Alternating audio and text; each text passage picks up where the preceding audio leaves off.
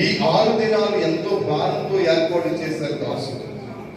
మనం బాగోవాలని, మన కార్యాలు సఫలపరచబడాలని, మన కార్యాలు స్థిరపరచబడాలని, మనం ఏదైతే ఆగిపోయినాయో ఈ రోజుని 6వ దినం ప్రభు సెలవిస్తున్నాడు. తప్పకుండా దేవుడు కార్యం చేస్తాడు. తప్పకుండా దేవుడు కార్యం చేస్తాడు. ఒక్క 2 నిమిషాలు చివరిగా ఒక్కసారి ప్రార్థన చేయి.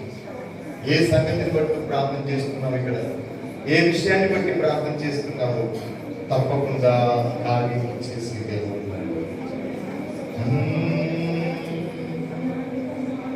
ఏమైనా చేయగలవు, కథ మొత్తం మార్చగలవు,